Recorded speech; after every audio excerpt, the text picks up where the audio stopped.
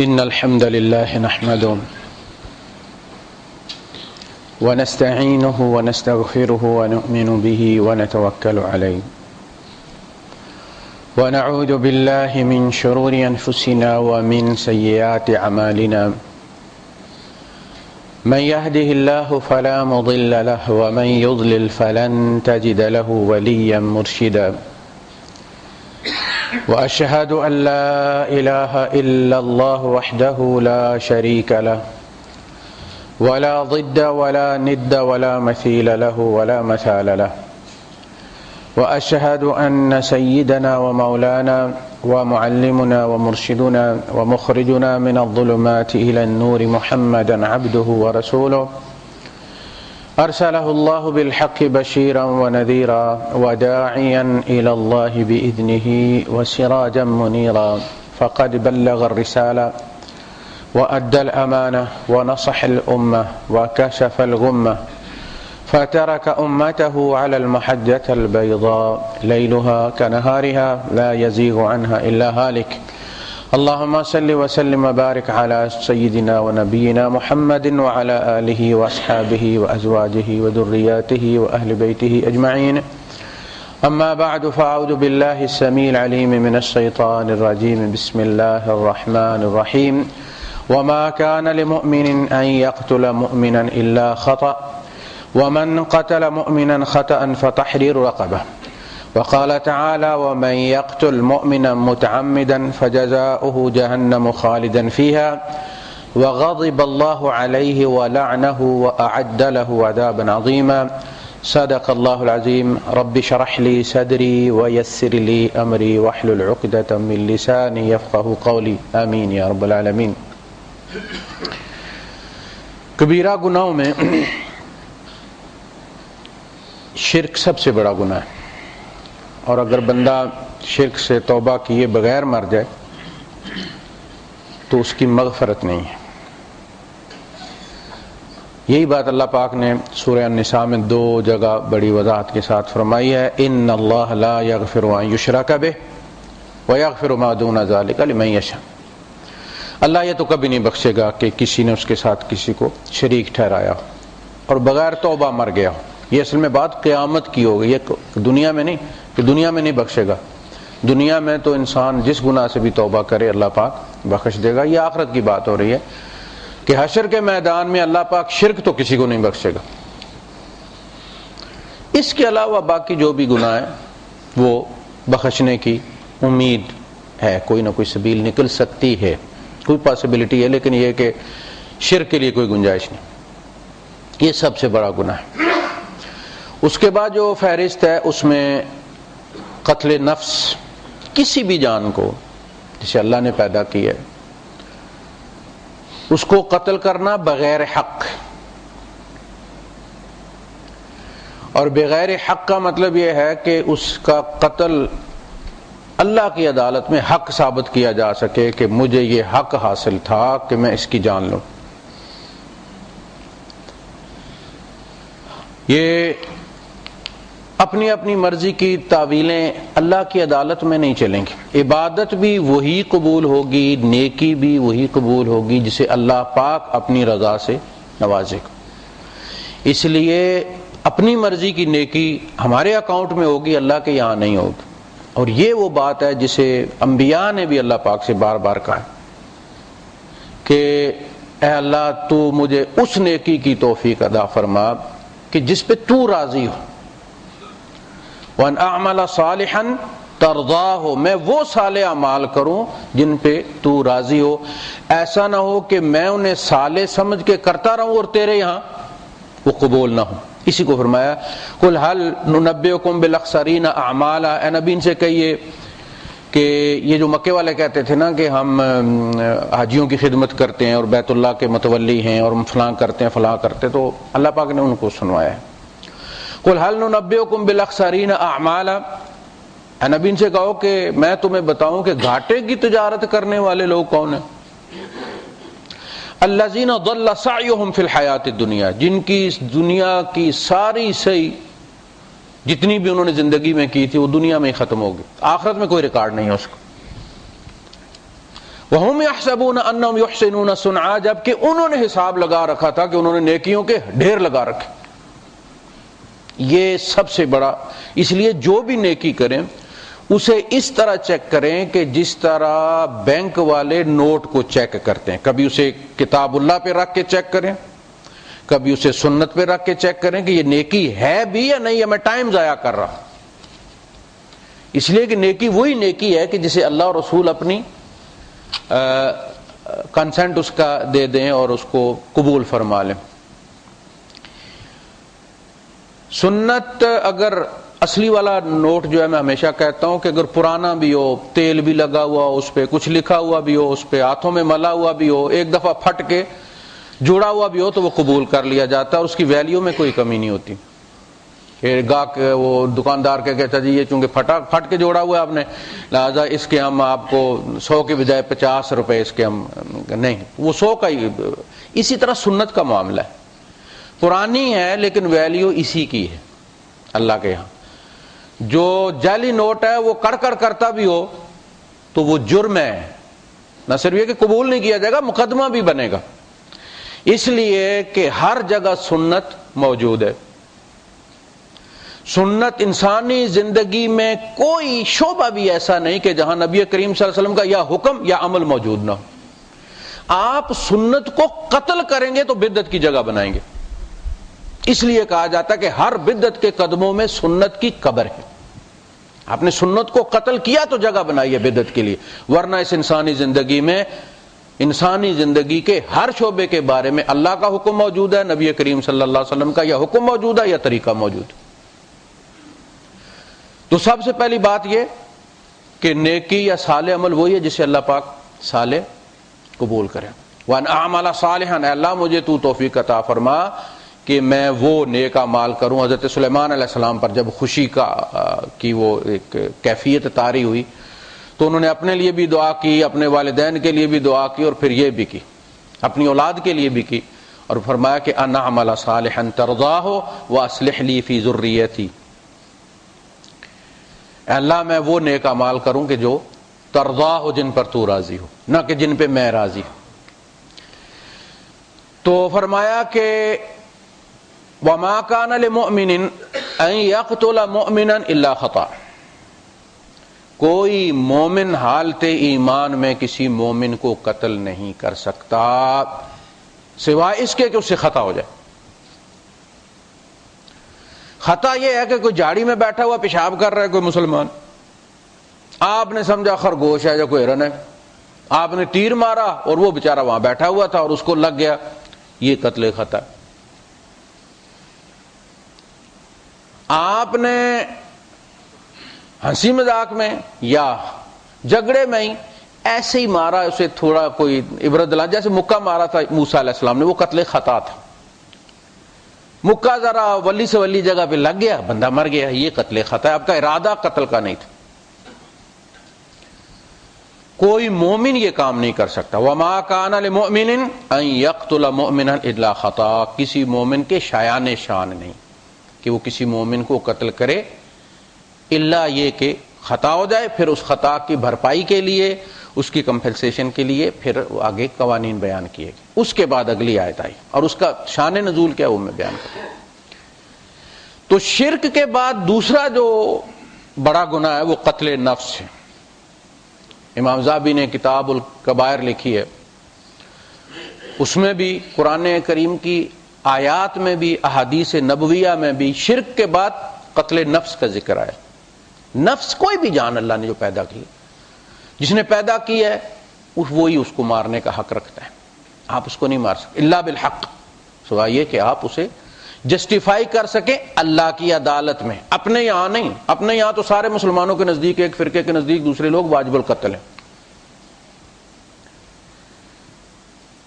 تو اس میں پھر فرمایا وَمَن يَقْتُلْ مُؤْمِنًا مُتَعَمِّدًا، جس نے مومن کو مارا عمدن، قتل کرنے کی نیت سے ہی قتل کیا، فَجَزَاؤُهُ جہنم، اس کا بدلہ جہنم، خالداً فیہا، وہ ہمیشہ اس میں رہے گا، وَغَضِبَ اللَّهُ عَلَیہ، اور اللہ کا غضب ہوا اس پر، وَلَعْنَهُ اور اللہ نے لعنت کر دی اس پر، وَأَعَدَّ لَهُ عَذَابًا عَظِيمًا اور اس کے لیے عذاب عظیم تیار کر رکھا ہے۔ یعنی ایسے لگتا ہے کہ اللہ پاک کا غصہ تھم نہیں رہا، ایک کے بعد ایک سزا جو ہے وہ بیان کی جائے۔ جہنم ہی کافی تھی، فَجَزَاؤُ جَهَنَّمُ خَالِدًا فِيهَا، بہت بڑی سزا ہے یہ، لیکن بات یہاں رکی نہیں۔ وَغَضِبَ اللَّهُ عَلَيْهِ، اللہ کا غضب ہوا اس پر، غصہ ہو گیا اللہ۔ بعض دفعہ ہم بچے کو سزا دیتے ہیں، ہمیں غصہ نہیں ہوتا، اس کی تادیب پیش نظر ہوتی ہے کہ یہ غلطی دوبارہ نہ کرے، اس لیے اگر اس میں اسے کوئی زیادہ ہی لگ جائے تو بندہ پھر خود ہی اٹھا کے دوڑتا پھرتا علاج کے لیے، وہ غصہ نہیں ہوتا۔ یہاں یہ ہے کہ ایک تو جہنم میں جائے گا، دوسرا ہے کہ اللہ کا غضب ہوا اس پر، پھر اللہ کی لعنت۔ یہ رحمت سے محرومی کا سب سے بڑا ثبوت ہے کہ اس کے بعد اس کی رحمت، جیسا کہ اللہ کے رسول صلی اللہ علیہ وسلم نے فرمایا کہ اللہ کی رحمت بندے کو ہر حال میں پا لیتی ہے، یعنی مومن کو کسی بھی گناہ میں مبتلا ہو، سگنل جو ہے وہ ٹوٹتا نہیں ہے، نیٹ ورک قائم رہتا ہے، توبہ کرے اس طرح سے تو وہ رحمت اصل میں توبہ کی توفیق دیتی ہے اسے، سوائے اس کے کہ وہ خون ناحق میں اپنے ہاتھ رنگ لے، اللہ کی رحمت اپنا منہ پھیر لیتی ہے، اسی کا نام لعنت ہے۔ وَلَعْنَهُ وَأَعَدَّ لَهُ عَذَابًا عَظِيمًا، جہنم میں بھیجا تھا تو کوئی سیر کرنے تو نہیں بھیجا تھا نا، عذاب کے لیے بھیجا تھا۔ پھر ذکر کیا کہ تم اس عذاب کا اندازہ نہیں کر سکتے کہ جو اس کو دیا جائے گا۔ جہنم میں سارے ہی عذاب میں ہوں گے، لیکن عذاب کے بھی درجے ہوں گے جس طرح گناہوں کے درجے۔ اس کا شان نزول جو ہے وہ یہ ہے کہ ایک غزوے میں ایک کافر کے بارے میں یہ کہا جاتا ہے کہ وہ بڑا دلیر بھی تھا اور بڑا ماہر بھی تھا۔ ایک صحابی روایت کرتے ہیں کہ وہ اللہ کا بندہ جس طرف رخ کر لیتا تھا اور بندے کو پن پوائنٹ کر لیتا تھا کہ اس کو مارنا ہے، اس کو مار کے چھوڑتا تھا، جس کا اس نے ارادہ کیا اسے مار کر چھوڑا، اس درجنوں کو اس نے شہید کر دیا، یہاں تک کہ وہ جس طرف رخ کرتا تھا لوگ کائی کی طرح آگے سے پھٹ جاتے تھے، بھگدڑ مچ جاتی تھی کہ وہ آ رہا ہے بھائی ہٹ جاؤ آگے سے، تا آ کے وہ حضرت اسامہ ابن زید محب ابن محب ان کی تلوار کے سامنے آ گیا، موقع مل گیا انہیں، اور اس نے بھی دیکھ لیا کہ اب میرے پاس نہ دفاع کا کوئی موقع ہے نہ وار کا کوئی موقع ہے۔ اس لمحے اس نے کہہ دیا کہ لا الہ الا اللہ۔ اب یہ جنگ ہے، اس میں آپ ذرا سے بھی جھجک گئے تو اگلا وار کر دے گا، اور وہ کوئی اتفاقی بات نہیں ہے، وہ درجنوں پہلے شہید کر چکا ہے، وہ یہ اس کی سیاسی چال ہے، ورنہ کوئی اسامہ ابن زید نے اسے کوئی جمعے کا خطبہ تو نہیں سنایا تھا کہ دل نرم ہو گیا اس کا، کوئی حدیث تو نہیں سنائی تھی کہ وہ مومن ہو گیا ہے، اس نے دیکھا موت سر پہ ہے تو وہ ایمان لے آئے کہ ایک دفعہ تو جان بچاؤں پھر دیکھی جائے گی، مکرنے میں کون سا اس نے جا کے نادرا کے دفتر میں کینسل کروانا تھا۔ یعنی ہر لحاظ سے عقل سے سوچا جائے تو اسامہ ابن زید رضی اللہ تعالیٰ عنہ حق پر ہے کہ یا اسے مارنا یا پھر مرنے کے لیے تیار ہونا ہے۔ آپ نے تلوار نہیں روکی اور وار کر دی، مر گیا وہ۔ اب اللہ کے رسول صلی اللہ علیہ وسلم کے سامنے وہ بیان کر رہے ہیں کہ اللہ کے رسول اگر ایک بندہ ہے اس طرح مسلمانوں کو قتل کرتا ہے اور مجھے بھی زخمی کر دے مثلا، تو پھر اگر میں اس پہ وار کر دوں اور میری تلوار کے سامنے وہ آ جائے اور وہ کلمہ پڑھ لے تو میں اسے چھوڑ دوں یا مار دوں؟ آپ نے فرمایا کہ اگر تو نے اسے مار دیا نا تو تھوڑی دیر پہلے وہ جس جگہ پہ تھا نا تو اس جگہ پہ ہو جائے گا۔ آپ نے پورا واقعہ سنایا، صحابہ نے گواہی دی کہ اس طرح سے ہوا ہے۔ آپ صلی اللہ علیہ وسلم نے فرمایا کہ اسامہ تم نے اس کا کلمہ سن لیا تھا؟ یعنی ہو سکتا ہے اس نے پڑھا ہو، صحابہ نے سنا ہو، اسامہ نے نہ سنا ہو۔ کہا جی میں نے سن لیا تھا، مگر اللہ کے رسول وہ تو چال کے طور پہ پڑھ رہا تھا۔ نے فرمایا اسامہ پھر تو دل اس کا چیر کے دیکھ لیتا اندر ہے کہ نہیں ہے کلمہ۔ میں زبان پر اعتبار کرنے والا بنا کر بھیجا گیا ہوں، دل چیرنے والا بنا کر نہیں بھیجا گیا۔ آپ نے فرمایا اللہ کے رسول آپ میرے لیے بخشش کی دعا کرو۔ آپ نے فرمایا اسامہ جب کلمہ استغاثہ لائے گا قیامت کے دن کیا جواب دو گے؟ کہا اللہ کے رسول میرے لیے مغفرت کی دعا کریں۔ فرمایا کلمے کے مقابلے میں؟ 3 بار آپ نے فرمایا جب یہ استغاثہ لائے گا تو کیا کرو؟ اسامہ رضی اللہ تعالیٰ فرماتے ہیں کہ اس دن میرے دل میں حسرت ہوئی کہ کاش میں آج مسلمان ہوا ہوتا اور اس خون سے میری جان چھوٹ جاتی۔ یہ ایک سازشی کلمہ اس نے پڑھا تھا، جنگی چال کے طور پہ اس نے پڑھا تھا، لیکن اس کلمے کی اہمیت یہ ہے کہ اس کے ادا کرنے کے بعد بندہ اپنا خون اور اپنا مال بچا لیتا ہے، کوئی اس پہ دسترس نہیں کر سکتا۔ ایسے ہی نہیں اچھلتا پھر رہا تھا عبداللہ ابن ابی اپنے کلمے پہ، کیوں نہیں قتل کیا گیا اسے؟ سورہ توبہ جو آخری سورت ہے اس میں بار بار اللہ پاک فرما رہے، سورہ المنافقون نے فرمایا قاتلہم اللہ انا یؤفکون، لا تعتذروا قد کفرتم بعد ایمانکم، عذر پیش مت کرو، تم کفر کر چکے اپنے ایمان لانے کے بعد، لیکن چونکہ تم انکار نہیں کر رہے ہم تمہیں مار نہیں رہے۔ سمجھ لگی یہ بات؟ اس اسلام میں جو کلمہ پڑھ کے اقرار کے ساتھ داخل ہوا ہے کوئی مائی کا لال اس کو کافر قرار نہیں دے سکتا جب تک وہ اعلان کر کے باہر نہ نکلے۔ میں نہیں مانتا۔ محمد رسول اللہ صلی اللہ علیہ وسلم نے ایک بھی منافق کو کافر نہیں کہا، جبکہ اللہ نے گواہی دیا قد کفروا بعد ایمانہم ذالک بانہم آمنوا ثم کفروا، یعنی عملاً کفر کیا انہوں نے، لیکن یہ کلمہ نہیں چھوڑ رہے، یہ کلمہ نہیں چھوڑ رہے، ہم ان کا خون نہیں بہا رہے۔ جنازہ پڑھا دیا ہے۔ غزوہ احد میں آپ سنتے ہیں نا کہ 1000 مسلمان نکلے تھے، 300 بندے عبداللہ بن ابی ساتھ واپس لے آیا تھا، خزرج کے جس کے حمایتی تھے، 700 باقی رہ گئے۔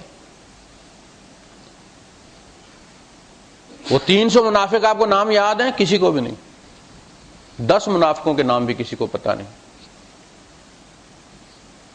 ان کے جنازے بھی پڑھے جاتے رہے، دفن ہوتے رہے، شادیاں بھی ہوتی رہی مسلمانوں۔ تو یہ شان نزول ہے اس کا۔ یا ایھا الذین آمنوا، اس سے اگلی آیت اذا ضربتم فی سبیل اللہ فتبینوا، ایمان والو جب تم اللہ کی راہ میں نکلو جہاد پر تو تحقیق کر لیا کرو۔ اسامہ مخاطب، تحقیق فتبینوا، چھان پھٹک کر لیا کرو۔ یہی بات غزوہ جب صلح حدیبیہ ہوئی تو اللہ پاک نے فرمایا کہ اگر کچھ نامعلوم لوگ ایسے نہ ہوتے مکے میں کہ جو ہو تو مسلمان گئے ہیں لیکن حالات کی وجہ سے اعلان نہیں کر سکتے، تم انہیں جاؤ گے تو کافر سمجھ کر قتل کر دو گے۔ ظاہر وہ نمازیں روزے تو نہیں کر رہے نا کہ کافر سمجھنے کے مسلمان ہیں، اس طرح سے چھپایا ہوا ہے نا کہ نماز نہیں پڑھ رہے ان کے سامنے، کوئی مسلمانوں والا کام نہیں کر رہے۔ ہو سکتا ہے ان کے ساتھ وہ بتوں کا طواف بھی کرتے ہوں، دل میں ایمان ہے حضور کی رسالت پر، اللہ کی توحید پر، اللہ ان کا بھی ریگارڈ کر رہا ہے۔ فرمایا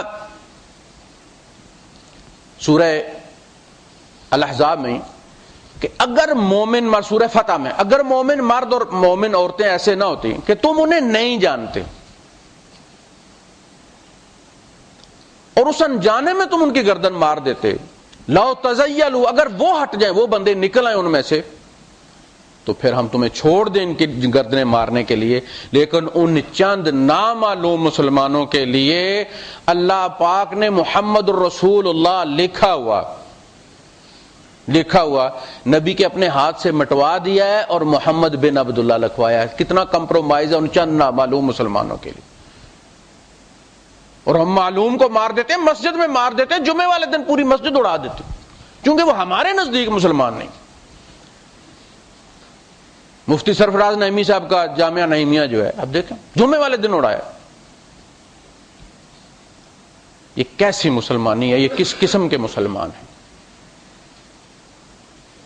یہ کس خدا کو مانتے ہیں؟ کس خدا کے حکم پر چلتے ہیں؟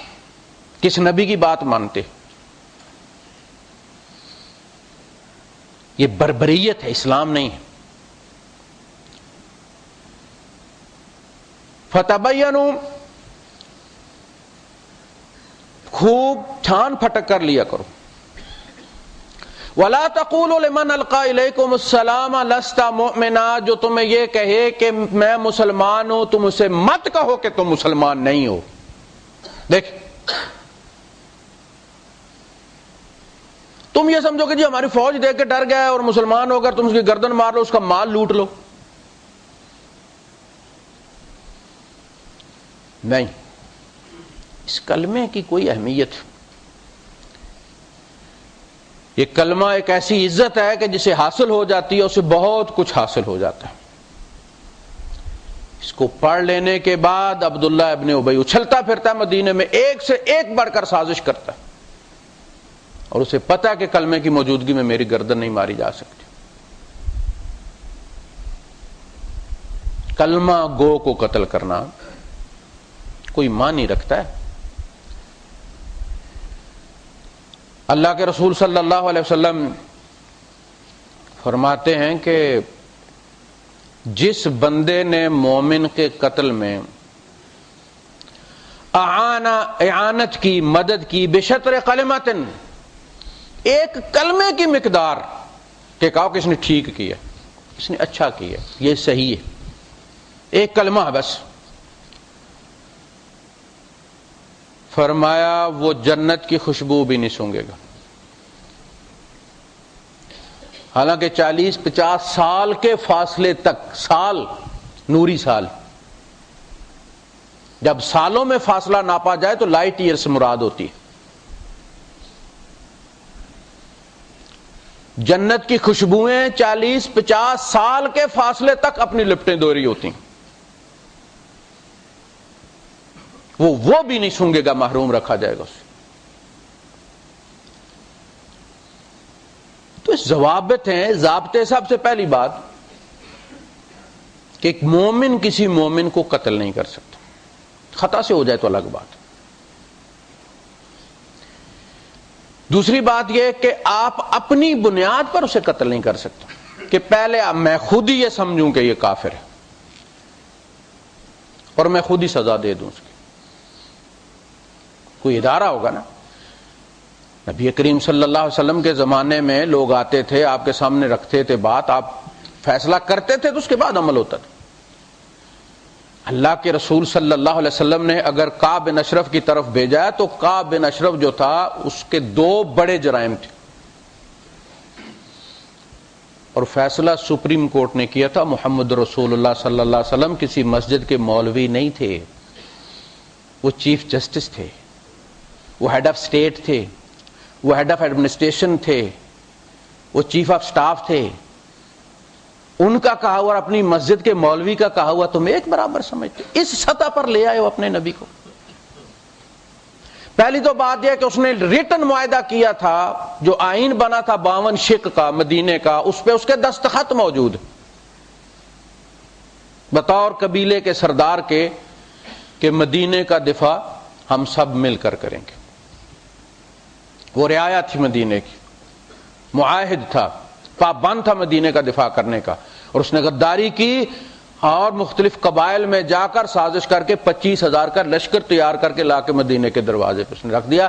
اگر وہ خندق نہ ہوتی تو 2-3 دن میں ختم ہو گیا تھا۔ 3,000 بندہ 25,000 کے سامنے کر کیا سکتا تھا؟ 3,000 تھی آبادی تھی. یہ سب سے بڑی غداری تھی. وہ دفعہ 6 کا مجرم تھا ہمارے یہاں, قابل قتل تھا, کیپٹل پنشمنٹ, جنگی مجرم تھا. دوسری بات ہے کہ وہ شاعر تھا اور مسلمان عورتوں کے اعضاء کے بارے میں اور مختلف غزلیں کہتا تھا, اور اس کے بارے میں اس کے قتل کا حکم اصلاً سورہ احزاب میں اللہ پاک نے خود دیا ہے. فرمایا جب یہ چھیڑ کرتے تھے تو بعد میں بہانہ کر دیتے کہ ہم نے سمجھا جی لونڈی ہے. لونڈیاں جاتی تھی تو وہ کوئی اعضاء کس دیتا تھا, کوئی جملہ کہہ دیتا تھا, تو چلتا رہتا تھا. اس میں مسلمان بھی ہوتی تھی لونڈیاں اور غیر مسلم بھی ہوتی تھی. زیادہ تر غیر مسلم تھی. وہ جو کہتے ہیں نا فلاں نے اپنی لونڈی کو مار دیا, وہ غیر مسلم تھی. فلاں نے اپنے باپ کو مار دیا, وہ غیر مسلم تھا, مسلمان نہیں تھا. تو اللہ پاک نے فرمایا کہ ان کا یہ بہانہ ختم کر دو, اس کے بعد ہم ان کو دیکھتے. یا ایھا النبی قل لازواجک وبناتک ونساء المؤمنین یدنین علیہن من جلابیبہن ذلک ادنی ان یعرفن فلا یؤذین. اے نبی اپنی بیویوں کو, اپنی بیٹیوں کو اور مومنوں کی عورتوں کو کہہ دو کہ وہ جب باہر نکلا کرے تو اپنے اوپر جلباب لے لیا کریں. یہ قریب تر ہے کہ وہ پہچان لی جائیں کہ یہ معزز گھرانے کی خواتین ہیں, اور اذیت نہ دی جائیں, ستائی نہ جائیں. اور اگر یہ منافق باز نہ آئے اور جن کے دلوں میں مرض ہے, لَمْ يَنْتَهِ الْمُنَافِقُونَ وَالَّذِينَ فِي قُلُوبِهِمْ مَرَضٌ لَنُغْرِيَنَّكَ بِهِمْ ثُمَّ لَا يُجَاوِرُونَكَ فِيهَا إِلَّا قَلِيلًا مَلْعُونِينَ أَيْنَمَا ثُقِفُوا أُخِذُوا وَقُتِّلُوا تَقْتِيلًا. یہ اس کے قتل کا فیصلہ ہے, حضور نے نافذ کی. اس کے بعد بھی اگر یہ چھیڑ خانی کرتے ہیں تو پھر یہ ملعون جہاں پائے جائیں پکڑے جائیں اور اس طرح قتل کیے جائیں, قتلوا تقتیلا, کہ قتل کرنے کا مزہ آ جائے. وہی وہ اس کے بعد بھی اس نے جب وہ شاعری شروع کی تو حضور نے فرمایا کہ اب کون اس کو لے گا, میں جاؤ. ڈیوٹی لگائی ہے بندے کی, جس طرح آپ کے یہاں جلاد کی ڈیوٹی لگتی ہے کہ اس نے مارنا ہے. یہ وجہ اس کے قتل کی. تو قتل مومن اور قتل معاہد, قتل نفس, کوئی بھی جان, ایک تو ہے نا مومن کا قتل, مسلمان کو مارنا, ایک ہے غیر مسلم کو بھی مارنا, وہ بھی جان ہے, اللہ نے پیدا کی ہے, تم اس کے خالق نہیں ہو. آپ ایک دیوار بنائیں, کوئی آ کے اس کو ڈھا دے, آپ کی انا برداشت کرتی؟ وہ سبب دے گا نا, یار میری ہوا بند ہو رہی ہے, میں اس طرف دیکھتا تھا, اب مجھے نظر نہیں آتا کہ تو نے دیوار بنا دی. آپ قبول کر لیتے ہیں. آپ یہ کہتے ہیں کہ اگر تیرا کوئی مسئلہ تھا تو مجھ سے بات کرنا, میں خود گرا دوں گا. یار یہ تو میری انسلٹ ہو گئی نا, میری ناک رگڑی گئی ہے نا.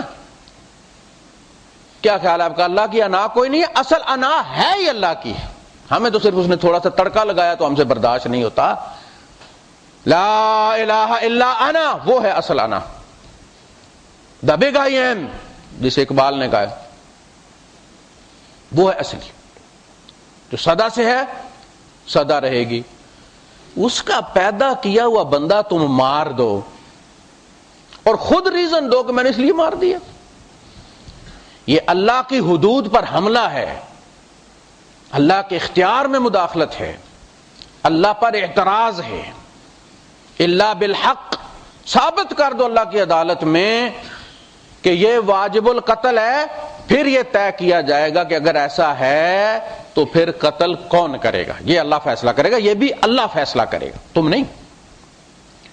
آپ ڈاکٹر کے پاس جاتے ہیں, ڈاکٹر کا ایک پینل بیٹھتا ہے, وہ آپ کے ٹیسٹ لیتے ہیں, پھر یہ کہتے ہیں کہ جی اس کی سرجری ہوگی. وہ بیٹھ کے اس کی سرجری ادھر ہی نہیں, اس کو لٹا لیتے اور سرجری کرتے. وہ سرجن ہوتا ہے. اگر وہ واجب القتل بھی ہے تو کوئی اتھارٹی ہوگی اسے جو قتل کرے گی. ہر بندے کو یہ اختیار نہیں دیا جا سکتا کہ وہ اپنے چاقو رکھے اپنی جیب میں اور جس کو بھی سمجھے کہ وہ واجب القتل کر دے اسے. ایسا پہلے ثابت کرو اسے.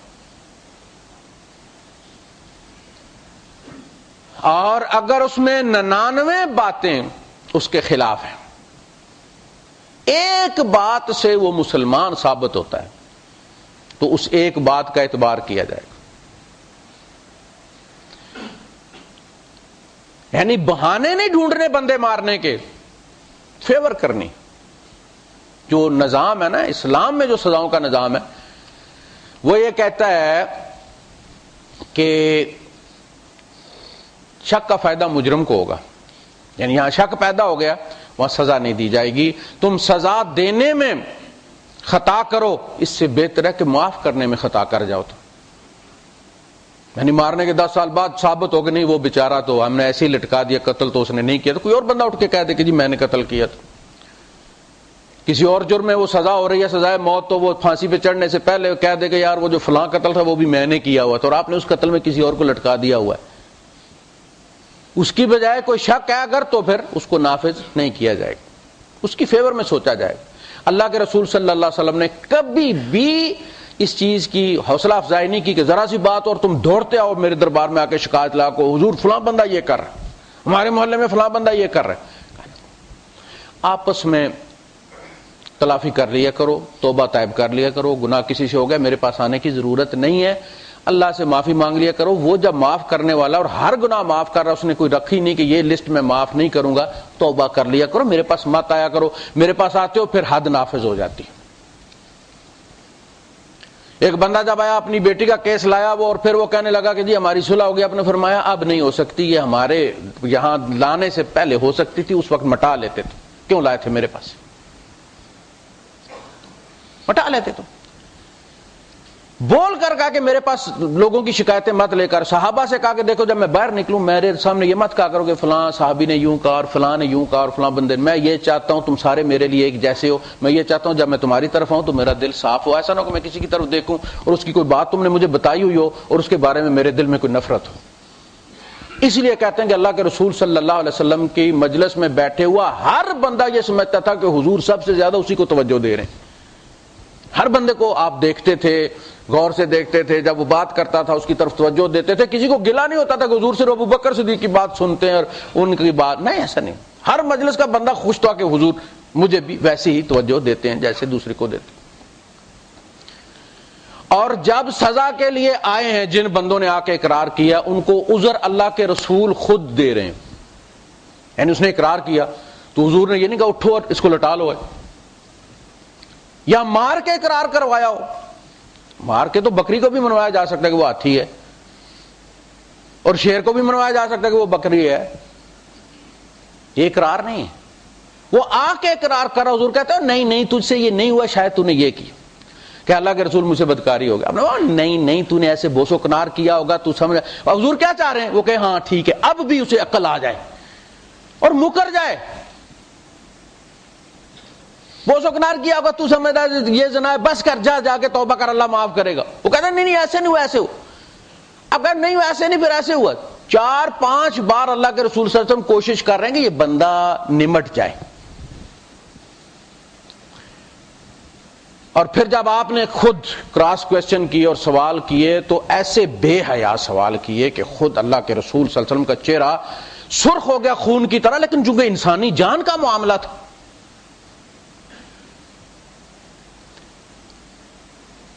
اس کے بعد کیا ہوا؟ جب سزا ہوئی، پتھر لگنے لگے تو اس کے قبیلے والوں نے اسے سمجھایا ہوا تھا کہ تو توبہ کرے گا تو جب یہ بیان کر دے گا تو اللہ کے رسول تمہیں معاف کر دیں گے. سزا ہو گئی. سزا ہو گئی تو وہ جب پتھر مارنے لگے تو کہنے لگا کہ وہ مجھے لوٹا چلو رسول اللہ کے پاس، مجھے اپنے قبیلے والوں نے مروا دیا. لوگوں نے اب ان کے ہاتھ چڑھا ہوا تھا، انہوں نے مارا، اسے مار دیا. اس کے بعد جب حضور سے انہوں نے کہا کہ حضور جب پتھر پڑے تو وہ کہہ رہا تھا مجھے رسول اللہ صلی اللہ علیہ وسلم کے پاس لوٹا کر لے چلو. تو آپ نے فرمایا تم لوٹا کر کیوں نہیں لائے؟ شاید وہ توبہ کر لیتا، اللہ پاک اس کی توبہ قبول کر لیتا. یعنی اگر کسی بندے نے اقرار کیا، خود سزا نافذ ہو رہی ہے اور خود مکر گیا تو یوں سمجھا جائے گا کہ جیسے گواہ مکر گیا ہے. اور سزا کے دوران آپ رجم کی سزا دے رہے ہیں، 4 گواہ ہیں، ان میں سے ایک آدھ کو لوگوں نے فیبریکیٹڈ جو ہے وہ کر کے تو ملا لیا ساتھ کہ یار پورا نہیں عدد ہو رہا تو یار تمہیں نہیں پتا میں نیک آدمی، میں کس پر الزام لگا سکتا ہوں. خاص کر کے مولوی اگر اس پینل میں شامل ہو گیا تو بس پھر تو سب کو ٹھیک ہو گیا نا. وہ چوتھا جو ہے وہ ان کے ساتھ مولوی صاحب کی وجہ سے شامل ہو گیا، لیکن جب اس نے دیکھا اس کو پتھر لگ رہے ہیں تو اس کا ضمیر کانپ گیا اور نے کہا جی میں نے نہیں دیکھا، مجھے مولوی صاحب نے کہا تھا، مکر گیا، سزا روک دی جائے گی،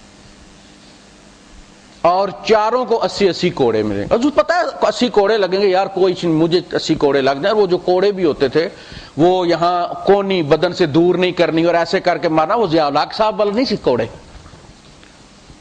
شرعی جو کوڑا ہے وہ تو ان کی داڑھ سلونی نہیں ہوتی، ایسے کر کے مارتے ہیں، اور ضیاء صاحب والا کوڑا تھا وہ فوجی کوڑا تھا، وہ شرعی کوڑا نہیں تھا جس میں گھما کے دور سے لے کے آتا اور ایسے ایسے کر کے، تو وہ والا نہیں۔ تو وہ ایک مکر گیا، چاروں کو 80 کوڑے لگیں گے، اس کی جان چھوٹ جائے گی۔ تو اس کا مکر جانا اس غامدی لڑکے کا یوں ہی تھا جیسے ایک گواہ مکر گیا۔ تو حضور صلی اللہ علیہ وسلم فرمایا تم لوٹا کر کیوں نہیں لے کر؟ اب اس میں دیکھیں شریعت کیا ہے اور ہم کن درندوں کے ہاتھ اسلام کو دے رہے ہیں۔ شریعت میں یہ ہے کہ قاضی مجرم کو گھور کر نہیں دیکھے گا، جب اقرار جرم سے کروائے تو اس کی طرف دیکھ کر نہ کروائے اور اسے گھور کر نہ دیکھے۔ ہو سکتا ہے وہ قاضی کے دباؤ میں آ کر اقرار کر لے۔ دیکھ کتنی باریکی۔ ابو موسیٰ اشعری رضی اللہ تعالیٰ عنہ کے پاس ایک خاتون لائے گی، حبشن تھی کوئی، اس نے چوری کی تھی، پکڑ کے لے آئے لوگ، اور انہوں نے کہا کہ جی پھینٹی ہٹی 4 تفے مارے، تو اس نے کہا میں نے کیا ہے۔ انہوں نے کہا جی یہ اس نے چوری کی ہے۔ آپ نے فرمایا تم ایک عورت کو پکڑ کر لے آئے ہو جس بیچاری کو یہ بھی نہیں پتا کہ اس کے اقرار کا نتیجہ کیا نکلے گا۔ اس کے بعد آپ نے اسے پوچھا کہ حل سرقتی قولی لا، دیکھ تو نے چوری کی ہے، کہہ دے نہیں۔ دیکھیے کہہ دے نہیں، اور اس نے کہا نہیں کی میں نے، انہوں نے مکے مار کے مجھے کروا لیا۔ قولی لا، اب انہوں نے کہا ابو موسیٰ اشعری، اس نے کہا لا۔ ابو موسیٰ اشعری نے فرمایا کہ گواہ ہیں تو لے کر آؤ بیٹھ۔ ہاتھ کاٹنا ہے نا ایک عورت کا، ساری زندگی کے لیے بیکار کرنا اسے۔ اب تو کسی کے گھر کام کر کے کھا لیتی ہوگی، پھر کیا کرے گی یہ؟ کاغ لاؤ گواہ، اب سارے ایک دوسرے کا منہ دیکھنا شروع ہو گئے، گواہ تو تھا کوئی نہیں، بات ختم ہو گئی۔ وہاں عفو درگزر تھا، کوشش تھی کہ یہ بچ جائے، اور ہمارے یہاں مار مار کے پھر اس کی ویڈیو بناتے ہیں۔ ٹینک چڑھائے جا رہے ہیں، جن پر چڑھائے جا رہے ہیں وہ کلمہ پڑھ رہے ہیں، مارنے والے نعرہ تکبیر پڑھ رہے ہیں، اور لوگوں کو تو کنفیوز کر دیا ہم نے کہ اسلام اصل میں ہے کیا، کون مسلمان ہے؟ وہ مارنے والا مسلمان ہے، یہ جو مرتے ہوئے کلمہ پڑھ رہا ہے یہ مسلمان ہے۔ قتل نفس اللہ کے خلاف اعلان جنگ ہے۔ من اجل ذلك كتبنا على بني اسرائيل انه من قتل نفسا بغیر نفس اور فساد فی الارض فکأنما قتل الناس جميعا، جس نے کوئی جان، صرف مسلمان نہیں، کوئی بھی انسانی جان ناحق لی ہے، بغیر نفس، بغیر کسی نفس کے، اس نے کسی کو قتل نہیں کیا کہ آپ بدلے میں اسے مار رہے ہیں، ایک جان کو کسی جان کے بدلے میں ہی مارا جا سکتا، اور مارنے والی متعلقہ اتھارٹی ہوگی۔ یہ فساد ہے زمین میں۔ فَكَأَنَّمَا قَتَلَ النَّاسَ جَمِيعًا، گویا اس نے پورے نوع انسانیت کے درخت پر حملہ کیا، ایک جان نہیں دی، انسانیت کے درخت پر وار کر دیا اس نے۔ آدم کا بیٹا مارا ہے نا، کوئی بھی جان ہے، اللہ نے اسے پیدا کیا اور اسے موقع دیا ہے، اما شاکرن و اما کفورا، من شاء فلیؤمن ومن شاء فلیکفر، جو چاہے ایمان لائے اور جو چاہے وہ کفر کرے۔ جو کفر کرے گا اس کے لیے بھی ہم نے کچھ تیار کر رکھا ہے، جو ایمان لائے گا اس کے لیے بھی کچھ تیار کر رکھا ہے، لیکن فیصلہ ہم کریں گے، ہمارے یہیں آئے گا، تمہیں اجازت نہیں۔ معاہد، ذمی جسے آپ کہتے ہیں، ذمی کس کو کہتے ہیں؟ جس کی حفاظت کا ذمہ آپ نے لے لیا ہے اللہ کے بیہاف پر، اللہ نے اسے پناہ دی۔ معاہد، اللہ کے رسول صلی اللہ علیہ وسلم فرماتے ہیں کہ جس نے کسی معاہد کو قتل کر دیا، جو اسٹیٹ میں ہوتے ہیں نا، جو بھی لوگ پاکستانی پاسپورٹ ہولڈر ہیں یا پاکستان میں وزٹ پر آئے ہوئے ہیں، پاکستان میں داخل ہو جاتے ہیں یا کسی اور حیثیت سے آئے ہیں، وہ ہماری حکومت کے ذمے پر ہوتے ہیں، ان کو قتل نہیں کیا جا سکتا۔ ہماری حکومت نے اس کی ذمہ داری لی ہے، اس کی حفاظت کی۔ جس نے ذمی کو قتل کر دیا وہ جنت کی خوشبو نہیں پائے گا، وہ اس حال میں حشر میں اٹھایا جائے گا کہ اس کے ماتھے پہ لکھا ہوگا آئس من رحمت اللہ، اللہ کی رحمت سے مایوس۔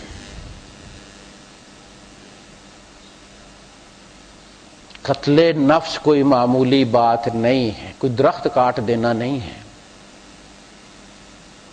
میں نے عرض کیا میرے اپنے 2 بھائی مارے گئے 96 میں جمعہ ہی پڑھا رہا تھا اطلاع ملی تھی، آپ جو لوگ جانتے ہیں، کوئی شک والی بات نہیں تھی کہ ہم نے عدالت میں ثابت کرنا تھا۔ جج کو شک ہوتا ہے اور ہم ثابت کرتے ہیں، ہمیں کوئی شک نہیں تھا۔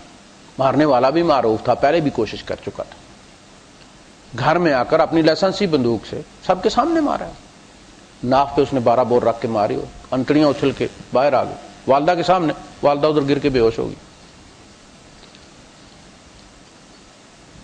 جب میں گیا پکڑا گیا تھا وہ، اور سامنے کوٹری میں تھانہ جاتلی سامنے بند تھا، وہ کوٹری میں آپ کو پتا ہے اتنے دور گریل ہوتی، سامنے رضائی رکھ کے بیٹھا ہوا تھا۔ میرے پاس 32 بور پستول تھا، 9 وہ گولیاں تھیں، میگزین لگی ہوئی تھی میرے پاس۔ تو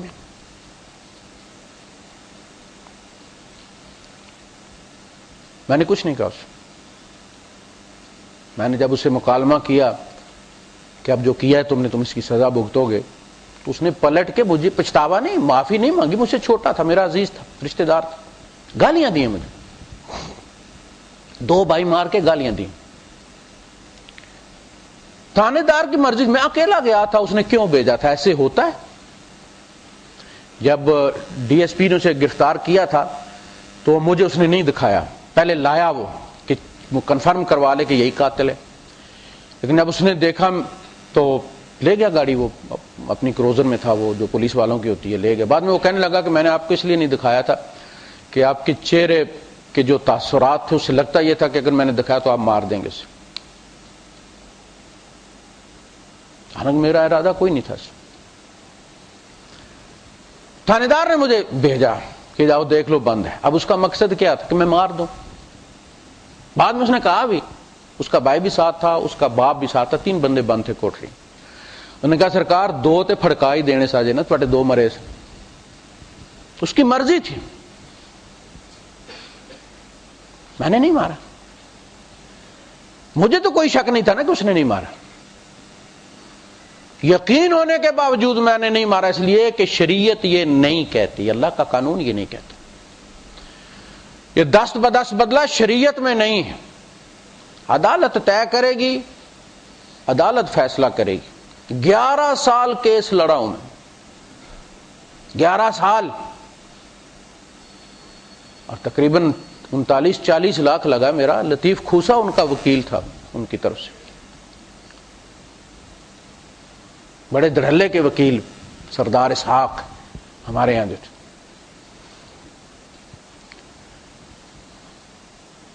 کیس لڑا 11 سال، با اثر و رسوخ بھی تھا ان کا۔ یہ سارے جتنے بھی لوگ تھے بڑے بڑے وزیر ان کے یہاں لندن میں جا کے رہا کرتے تھے، شاپنگ وہ ان کو کروایا کرتے، بڑی تگڑی پارٹی تھی۔ راشد قریشی جو اس وقت مشرف صاحب کا اسپوکس مین تھا اور وہ ان کا لنگوٹیا یار تھا، انہیں بڑا فخر تھا اس پہ کہ ہم چھڑوا لیں گے، پیسے سے تلوا کے یا اس طرح سے کر کے۔ ساری چیزیں رستے میں رہ گئیں، بلیک وارنٹ جاری ہو گئے، رمضان کا مہینہ تھا، 24 گھنٹے رہتے تھے تو ہم نے معاف کر دیا۔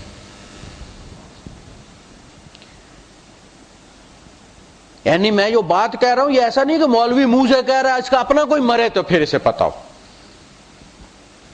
میں الحمدللہ فتویٰ بھی وہی دیتا ہوں جس پہ میرا اپنا عمل ہوتا ہے. ایسا ممکن نہیں ہے کہ میں خود کسی اور چیز پہ عمل کروں اور آپ کو کہوں فلاں کتاب میں یوں لکھا ہوا ہے. نہیں، میں وہی بتاتا ہوں جس پہ میں عمل کرتا ہوں. الحمدللہ یہ اللہ کی توفیق سے.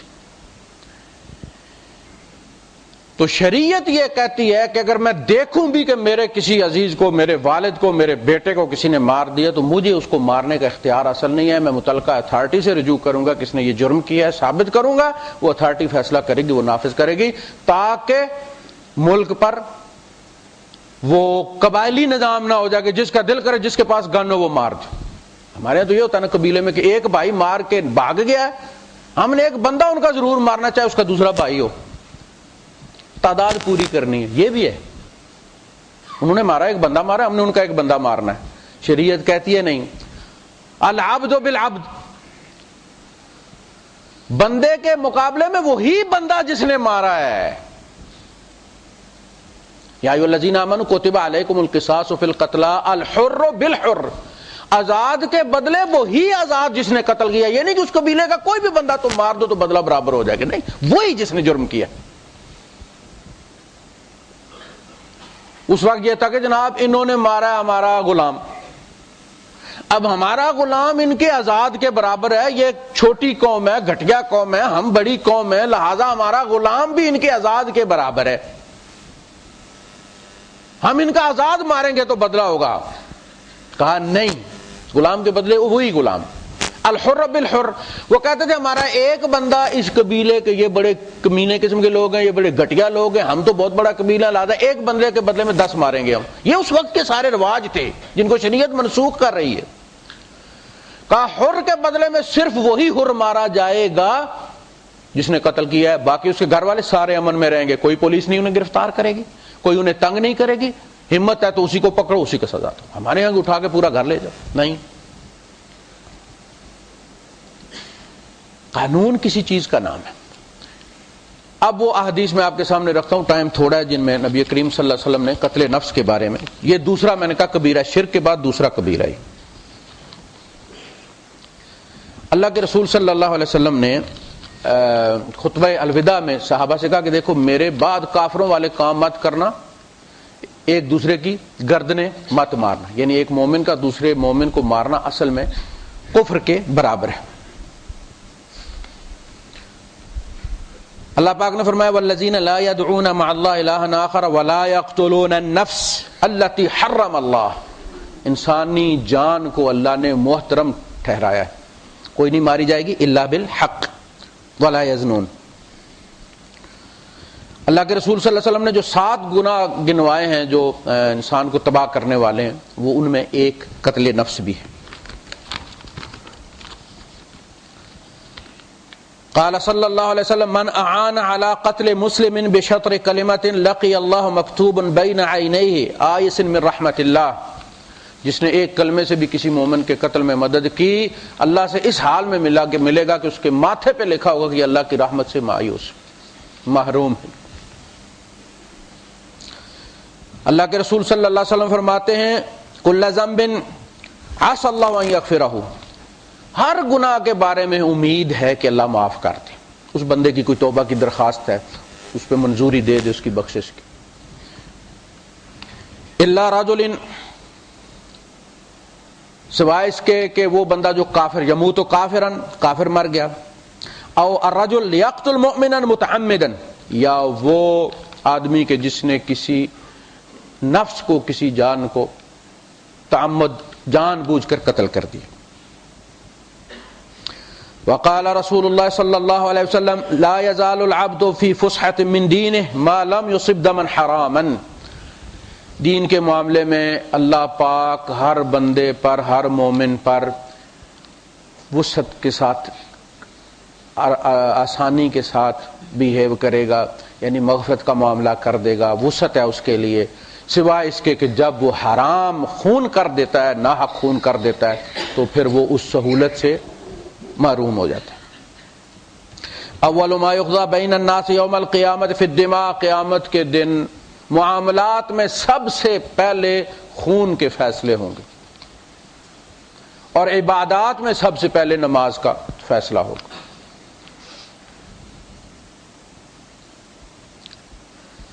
قال رسول اللہ صلی اللہ علیہ وسلم لقتل مؤمن اعظم عند اللہ من زوال الدنیا، اللہ کے نزدیک پوری دنیا کے زوال کے مقابلے میں ایک مومن کو قتل کرنا بڑا جرم۔ اور ایک حدیث میں فرمایا کہ لو دمر ما فی السماوات والارض، زمین و آسمان میں جو کچھ ہے سب تباہ کر دیا جائے، وہدمت الکعبہ، اور کعبے کو ہدم کر دیا جائے، ذالک ایسر علی اللہ من قتل المؤمن، اللہ کے نزدیک یہ ایک مومن کو قتل کرنے سے آسان ہے۔ کعبہ کتنی محترم جگہ ہے، فرمایا کوئی ہدم بھی کر دے، مومن کو قتل کرنے سے یہ بھی چھوٹا کام ہے۔ وآخر دعوانا الحمد للہ رب العالمین۔